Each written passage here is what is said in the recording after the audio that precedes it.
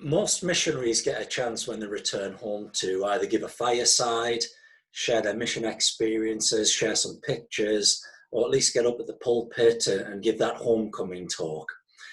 But with COVID-19, that's changed a little bit for some of our missionaries. And in the Grimsby ward, we've recently had two missionaries return, Hiram Grant and Jacob Wenman.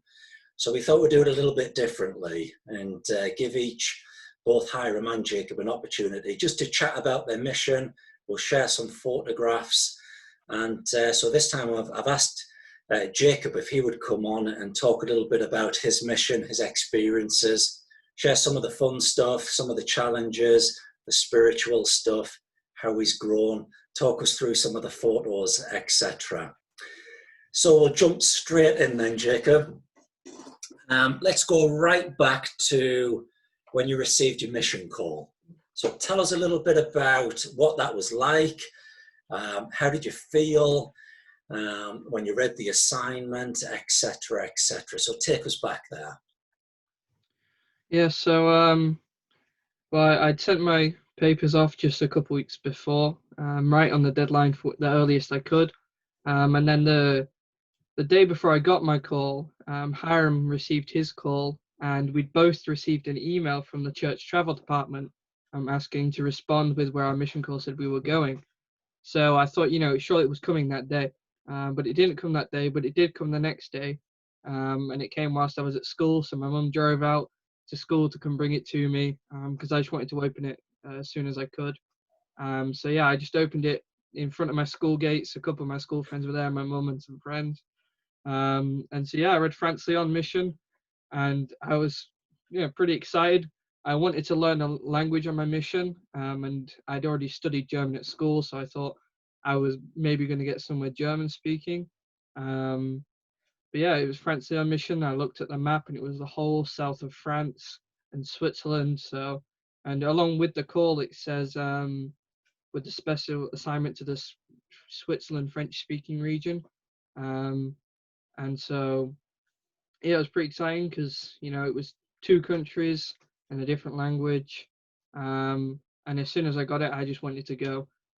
Even though I had 3 months left to wait before I could go. As soon as I got it, I was super ready and super excited. That 3-month wait can be a killer as well, I can imagine. Yeah. Just the excitement and wanting to get out there. Now, you went to the Provo MTC. So you packed your suitcases up, got on the aeroplane, said goodbye. Tell us a little bit about that, and then arriving at the MTC and your MTC experience. Yeah, well, I've only ever flown once before that, and that was in sort of a bigger group. And so it was the longest flight I've ever had, and I was all alone. And so, yeah, we went down. I flew from London straight to Salt Lake. It was something like a 10-hour flight. When I got to the gate, I was able to find another missionary who was on his way to the MTC as well, because there's not many 18-year-olds flying in suits. But yeah, I managed to meet him. He was going to Portugal on his mission. So that was kind of comforting to find somebody else. But yeah, and then I spent the flight over.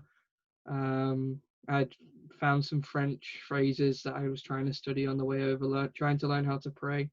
But yeah, I got to the MTC.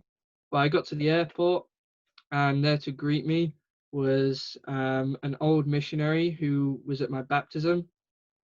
And so I hadn't seen him since he'd left Grimsby 6 years ago. And so that was really awesome it was pretty scary arriving first time, flying by myself to then see a familiar face. And he was wearing his Grimsby Town shirt, so that was nice and reassuring. And so yeah, I was able to spend a little bit of time with him. He then dropped me off at the MTC. And then I was in the MTC the first night, just kind of chucked in the room whilst I was waiting for everyone else to come the next day. But actually, as I was in my room in the evening, we had a knock on the door, and they were like, "Is there an elder Wenman here?" And I was like, "Yeah, that's me." And then in walked Hiram. He came and found me because he was already at the MTC, so that was pretty awesome to see him and have somebody in the MTC already that I knew. Let me just share this one. So I don't know if you can see this, Jacob. I'm just sharing my screen. This is you and Yep. Hiram. Can you see that? Yeah, so this was we went to Temple Square halfway through our MTC stay. And so yeah, this was us on this Temple Square trip, and it was the first time I'd ever seen the Salt Lake Temple and everything around there. And yeah, we were there together. That must have been comforting when he knocked on the door and came in, a bit of a surprise, and that Yeah, must have yeah, been for sure. nice. That's good. So how long were you in the MTC for then? So I was there for 6 weeks. Yep. And if it's anything like it was when I was there, it's just kind of class after class, eat, back for more classes, the Yeah, occasional bit of exercise. Does that sound about right? yeah. So you kind of had well, each day you'd have your meal times, and then for us, the morning we would have our studies. So we do personal companionship and language study, and exercise, and then you'd have two blocks of classroom time each day, each being 3 hours.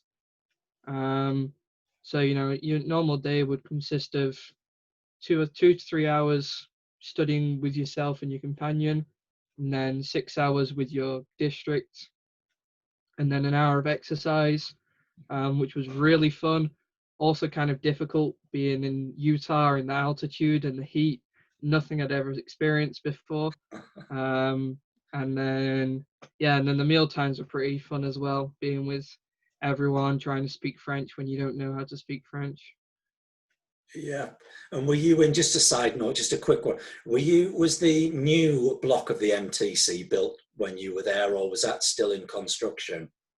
No, yeah, I was, I think, so I think the second group to come in and use the new buildings and everything. Oh, wow. So yeah, Nice. it was still pretty new, and it was really nice facilities. And And do they still have general authorities and occasionally some of the quorum of the 12 come in and speak?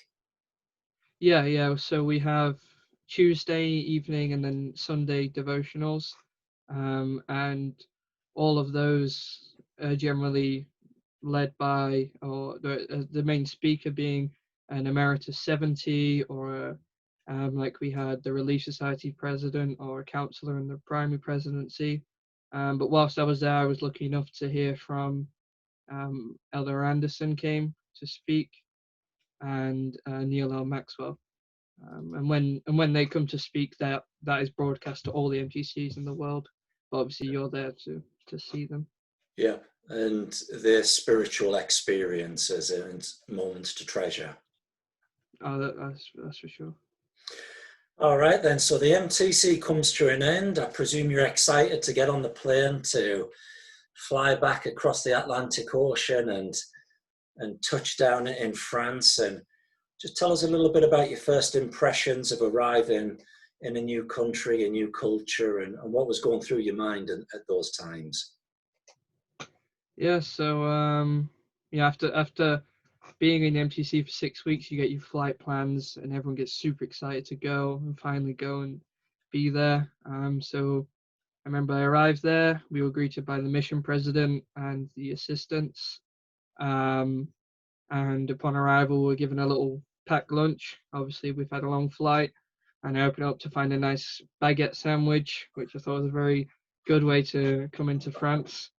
Um, and then, yeah, I spent the night with the assistants, and then the next day had a meeting to receive my trainer and everything. Um, but the first thing was it was pretty hot as well, because it was still the middle of August in Lyon, and it was probably at least 30 degrees. And in a suit, it was still trying to get used to that was interesting. Yeah, I can imagine.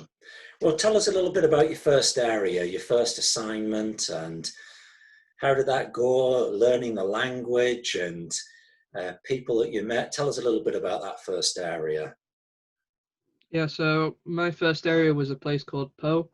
It's right in the southwest of France, not far from the Spanish border. And it's not far from the Pyrenees Mountains as well. So it was a sort of medium-sized city. It's still pretty big to walk around. And for me, I I learned to understand a lot quicker than I did to speak, which could be quite frustrating at times because I could understand what they were saying to me, but I couldn't really respond. And you kind of just stand there and look gormless. So they say things slower, but the slower I'd already understood what they said. I just wasn't sure how to respond. But my trainer was very helpful. He, speak when I needed him to, but he also pushed me. And sometimes would be like, "I'm not bailing you out on this one. You know how to say this. You can do this." Um, yeah, for sure it wasn't easy. I spent 4.5 months with my trainer, and then after he left, I was made senior companion. And so I had a younger missionary who had less experience speaking French. So that was really a refiner's fire straight into having to lead most conversations. So I learned pretty quick. Well, that's pretty early to go as a senior companion as well. That's a lot of pressure. Yeah, yeah. It was about 4.5, 5 months into being in the mission field. But it was really good. It was really helpful because it took away the safety net of having somebody else who could speak French. Yeah. And so, by the time I hit the 6 month mark, I felt, sort of comfortable having a short conversation and teaching people. Was there, well, if you're anything like me, there would have been some homesickness in those early weeks and months. Did you have much of that? And if so, how did you cope and deal with that? Um, well, to start off with, no, definitely for the MTC, it just seemed like an adventure. And then, the first couple of weeks, it was, and obviously in the MTC, it's all good. You're all with all missionaries, but then once you get to the field, it's completely different because you're in somewhere where you don't understand what's going on, and you've only got one companion, and if you don't like him, you can't just go off and talk to some other missionaries. Um, but I was very lucky. I got along really well with my trainer, which helped me a lot. That I had that good relationship, so I was able to talk to him, and he was able to help me um, with when I felt homesick. Um, you know, I definitely missed some of the English food that I already knew and was safe, I guess, and obviously being with my family. But one thing that helped me a lot was on Sundays we would pretty much always be with a family, and that's something I kept throughout most of my mission, which helped a lot to have that Sunday family time that you would normally have at home, and to be able to have that. And also in my first area, we had a family home evening every Monday with a family, so that was a real help as well because they were non-native French speakers as well. So the great opportunities. They obviously spoke better French than me, but they didn't speak as fast as the other French speakers. So that helps me a lot to learn and giving a spiritual thought there every week. But yeah, I think that one of the main things was being able to be with other families helped a lot for me not having my family. Yeah, yeah. And just on the language thing as well, give or take, how long into the mission was it before you kind of felt comfortable? I've got a grasp of this, I can hold my own with the language and so forth. Um, well, I think when I thought I was pretty good and it was pretty fluent was different to when I actually was. But I felt confident after about 6 months. I felt like I could, hold my own and talk to someone without having to walk to, try and turn to my companion or anything like that. Good, Um, but it's for sure it improved a lot as time went on, and then eventually got to the point where I was 100%.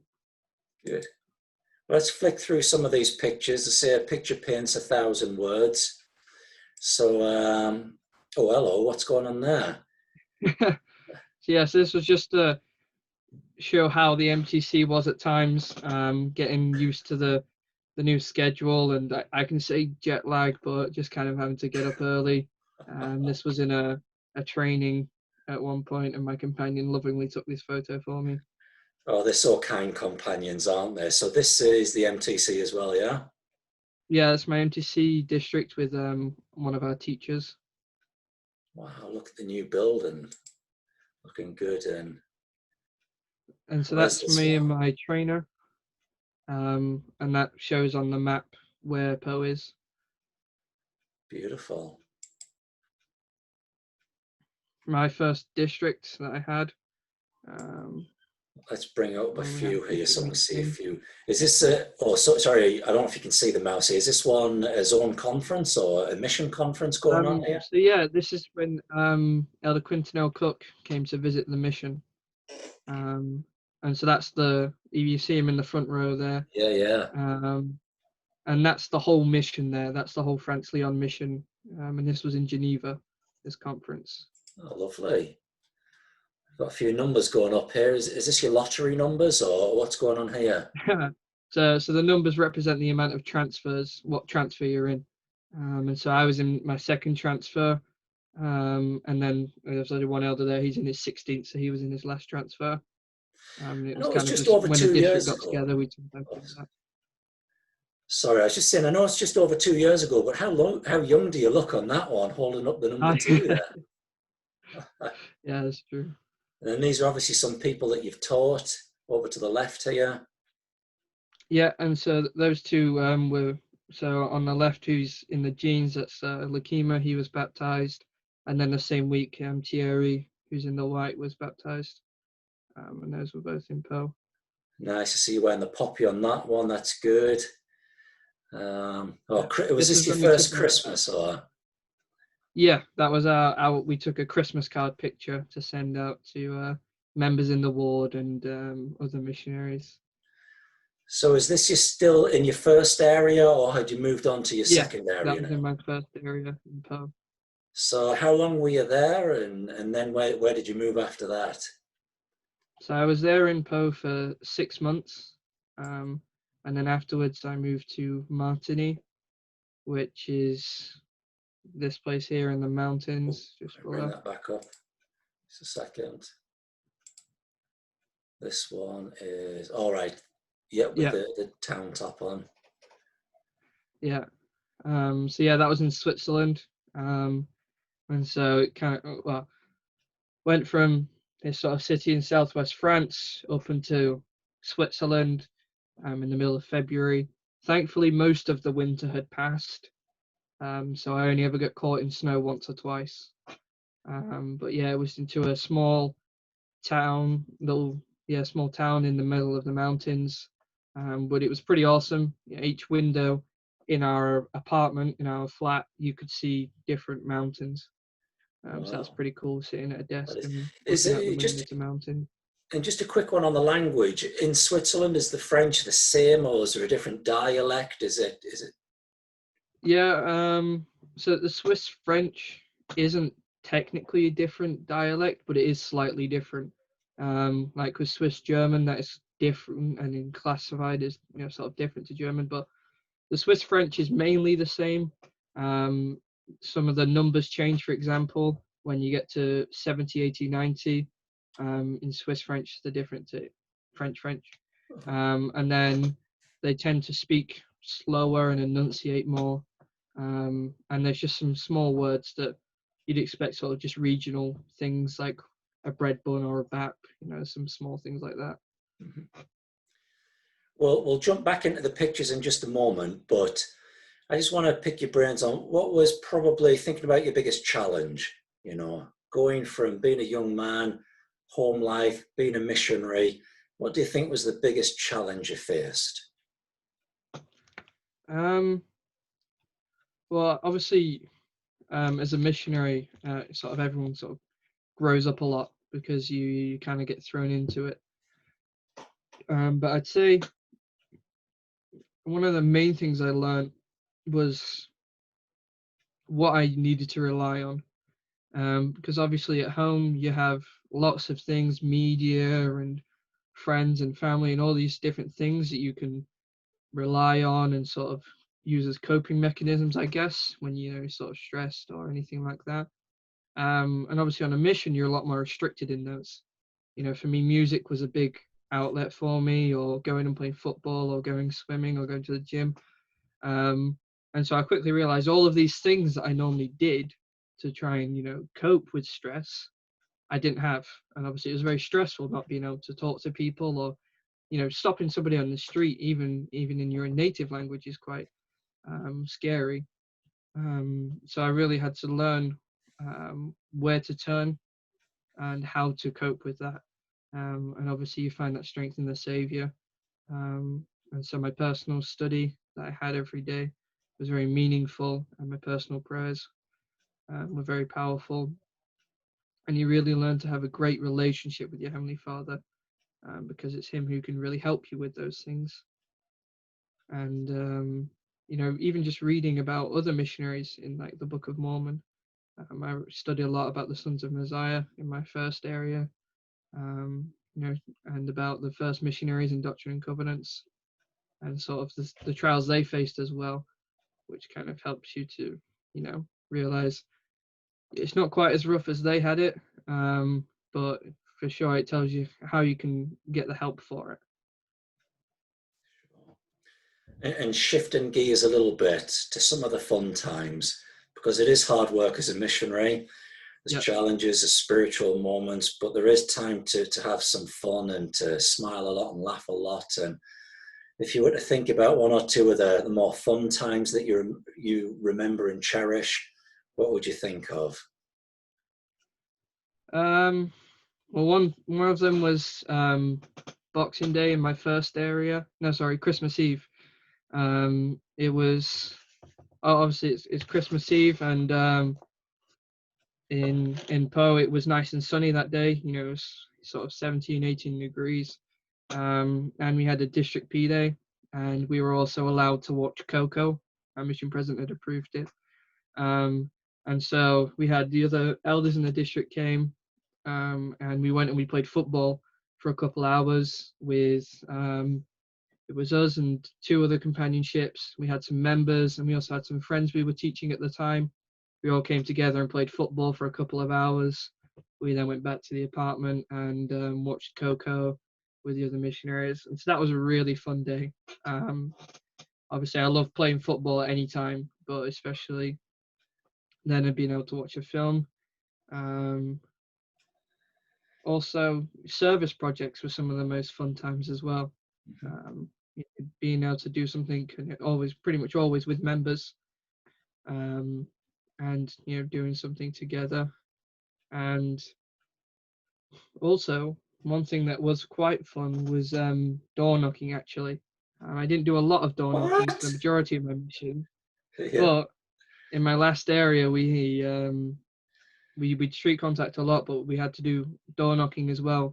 It was one of our main sources of finding people. I know there's a lot of people that say no, but the same as in the street. But some of the things that happened to us whilst we were knocking doors was absolutely hilarious, and so that was really fun. Oh, good. Well, you mentioned playing football a bit, and just briefly scanning through some of the photos, I noticed the Grimsby Town shirt seems to show up quite often here, and as we keep going through some of them. But what are some of these memories then? So that one where I'm sort of face planted on the bed, that just happened. We'd had an exchange, and we had to get up at like 4:30 in the morning, because there were some elders that had to travel far. And so we got back to our apartment. It was still only about 7 o'clock in the morning, and I just face planted onto my bed, and my companion then woke me up with enough time to get ready for planning. As about they do. 8:30. Was this you on transfers day? Is this your luggage, or what's going on here? No, so this was a service project. This was really fun, and so this truck actually was filled with supplies, and so it was a fire department in the city of Lausanne, loaded up this trailer, which was then shipped to Chile, full of firefighting equipment. And so we all went, all these missionaries, and we packed that thing full of all the different things they have.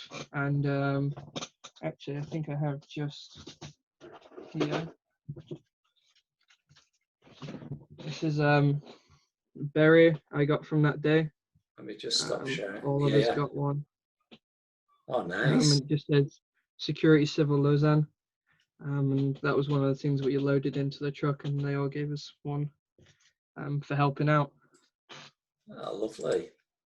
So you were in Port, then you went to, I don't pronounce it, in Switzerland. And is this still Went to Switzerland Martinique. or? Yeah, this is Switzerland. And so that picture with the white shirt, that was an elder who um, I was good friends with, and this was him giving me his Marseille shirt, Okay. because I was, a fan of Marseille, and then actually a couple of weeks later I got called and transferred to Marseille, Oh, so no that shirt way. came in pretty handy. Lovely. Is this Marseille or are these? Wait a This is minute. in Before, Switzerland. whoa, So. before we get on to that, what's going on with all these football strips? Yeah, so this was at one point. These were all the football shirts I had. I ended up giving away about half of those to companions and members. But yeah, that was how many I had at one point, because my companion said to me, "How many do you have?" So I thought I'd put them all together and see. It was quite a lot. And just jump in on any of these pictures and tell us a bit more about any of these. Yeah, well, there's that one with all the luggage. That was me on transfer day. So that's all the stuff I'd have to lug around on trains.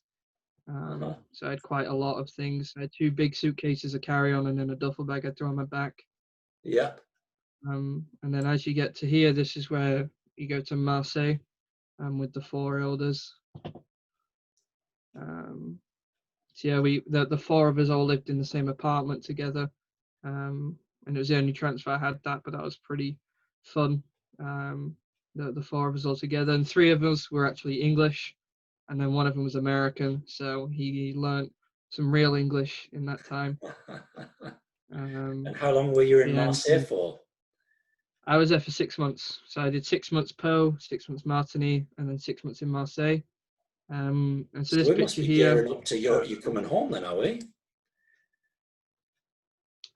yeah, so I won my area. So that picture there on the right, so there's two. The one on the left of those. So this one is the two missionaries I trained, and so you've got Elder Williamson and Elder Favreau. Both of them are still on their mission. Elder Just on Favreau's that, French. because to get to train is a real privilege. You did it twice, did you say? Yeah, yeah. That is a real privilege. You get an opportunity to help shape missionaries. And how did you feel about being a trainer? I was excited. I was very excited because my trainer had a great impact on my mission and helped me a lot. And then the first time I trained Elder Favreau, he is French, and so he didn't really speak a lot of English.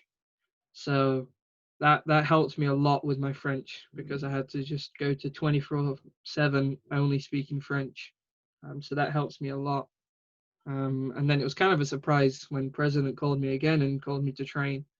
Because I was where I was in Marseille in that four-man, there was the two zone leaders, the district leader, and then I was his companion, the district leader's companion. So I thought, maybe he'll call me as district leader next transfer. That's all that's going to happen. But now he called me to train as well, and I received Elder Williamson. And with both trainees, I spent 3 transfers with them. So it was a long time with each of them. And I learned a lot from them. Good. Just there's the things you learn from each companion. But And is this P Day?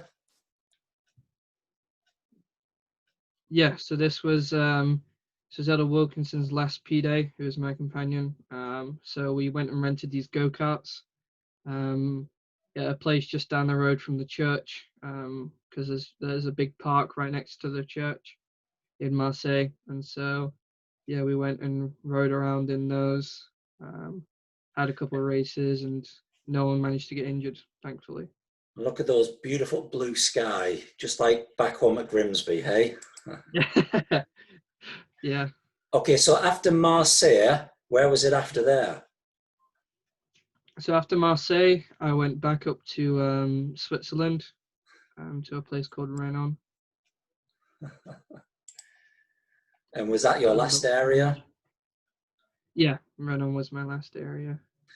Okay, so I'm just going to ask just briefly 2-3 more questions from me and we can sum it up. But spiritual experiences, if you had to look back at spiritual, what are the more spiritual moments that you might want to just share a little bit about?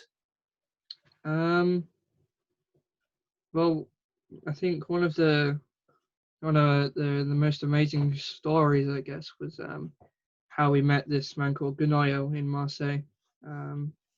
So basically, that day we had a challenge as a zone to go out contacting from 10 in the morning till 8 at night, to just go out and find all day and see how many people we could find in that day. And we also had a bingo going of different types of people to meet, like somebody with a stroller or somebody wearing a beret or all these different things. And so we were out contacting, and obviously we had a lot of time. It's the most I ever contacted in my mission was this day. And Marseille is a very big city. It's the second most populated city after Paris in France. And so, the areas we'd already contacted, we went there in the morning sort of, and then in the afternoon I thought, we'll go explore a bit more. We'll try and find some different places. And so we just hopped on the metro, and I just said, oh, I've never got off at this stop, let's get off here. So I got off there, and I was training at the time. It was my companion had only been in the mission field a couple of weeks. And I kind of just went. It was truly like in the first Nephi where he says he went beforehand, not knowing the things which you must do beforehand, being led by the Spirit. And yeah, we came to this area, and there was lots of people. And I went over and spoke to this guy. His name's Ganoyo. He was from Africa, and he's immigrated to France.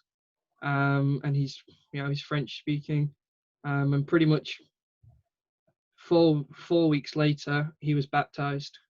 And then just last week, I was able to visit, and they're holding church meetings, and I was able to go see him, and he's still there a year later. He's there every Sunday, and he's soon to receive the Melchizedek priesthood. So that was really, really powerful experience. Just finding him and then teaching him, and how quickly he changed. And as soon as he learnt the things, he put the changes in place and was able to be baptized. And then, I guess, as your mission comes to a close, there's normally a lead up to it. You're coming home.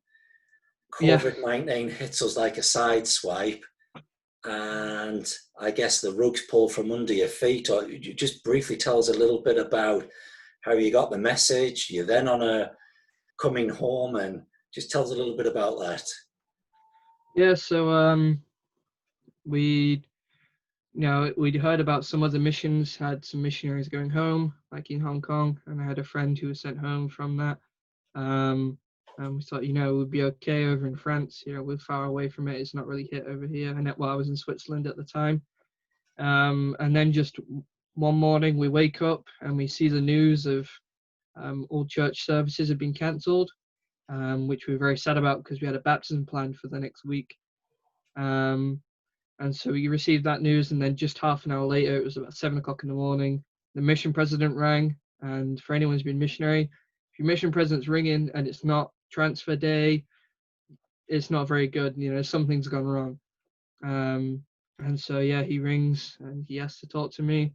And he just told me that the church was sending all missionaries in that inter-region who suffered with asthma home as a precautionary measure because of the COVID, and that I'd be going home the next day.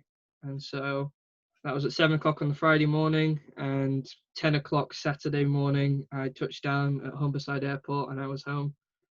And so, yeah, it was pretty hectic. We packed everything up, went to see our friend that was due to get baptized soon, to say sort of goodbye and hope you keep going with the missionaries. And then, get on a train.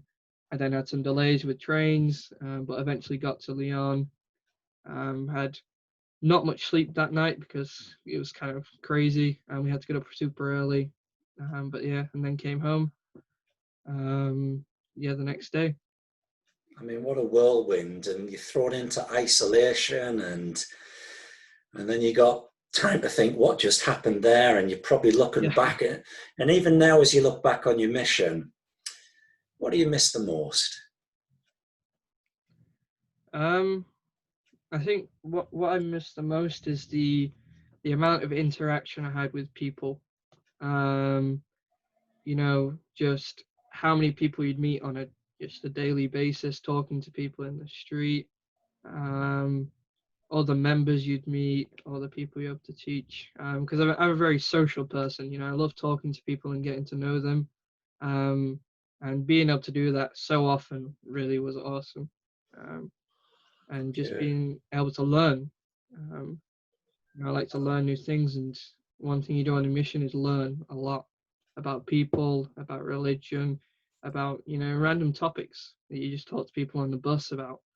Mhm. Um, so just being able to have a connection with people and learn from them.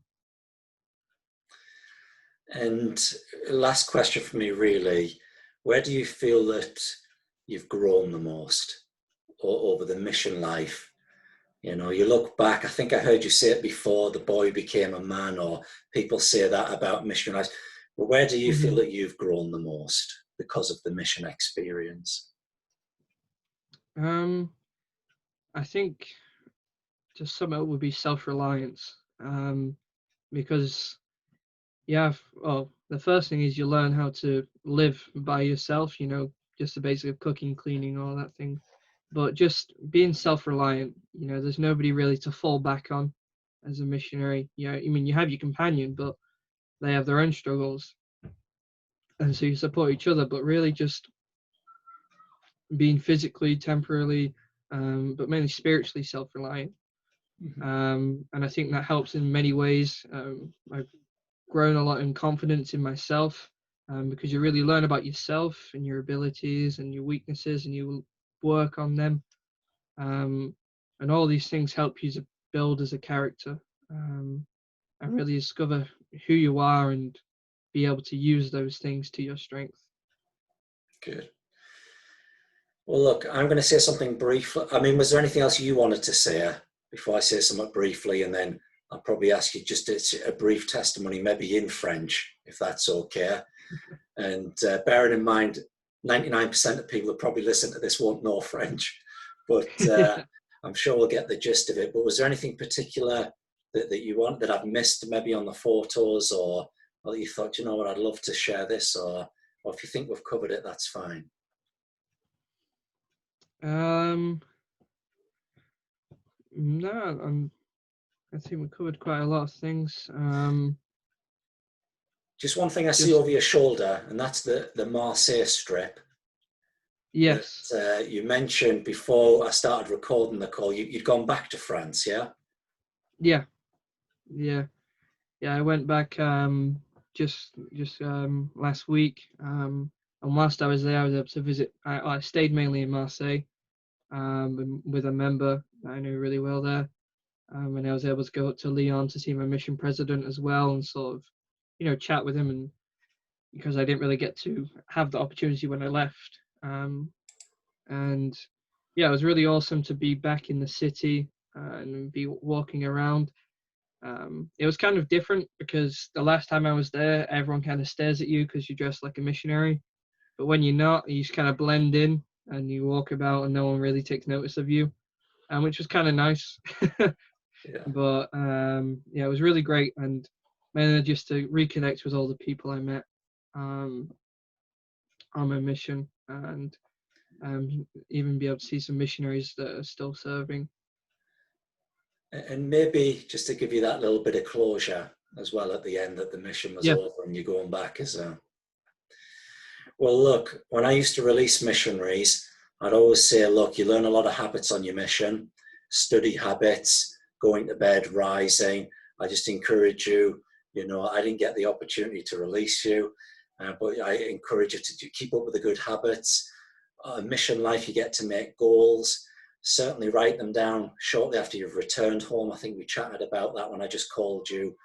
Hmm. Um, when you're at a spiritual high, write your goals down, go back to them, review them from time to time. And I just wish you all the best as you embark on life now, as life goes forward for you. But hey, you have the last word. Excuse me, you have the last word now. Maybe a brief testimony in French, and then we'll close it there. But thanks for your time. Really appreciate it, Jake, and watching you, looking at your photos, listening to your feelings, your thoughts, your accounts, and appreciate you doing it. Yeah, thank you so much for the opportunity as well. Pendant ma mission, j'ai appris beaucoup de choses sur la vie, sur l'évangile et sur mon Rédempteur. Et la plus grande chose que j'ai appris à avoir vraiment une connaissance, de vraiment savoir que je sais que mon Rédempteur est là. Je sais qu'il vit. Je sais que l'évangile est vrai. Et ça, c'est vraiment quelque chose d'important pour nous. Le Saint-Esprit peut être avec nous tout le temps. Et je suis vraiment reconnaissant pour ça. Il a fait que ma famille peut être éternelle. Et si l'évangile est vrai, je sais que mon Rédempteur m'a vraiment sauvé. Et c'est grâce à lui que je peux faire tout. Et je dis ces choses au nom de Jésus-Christ. Amen.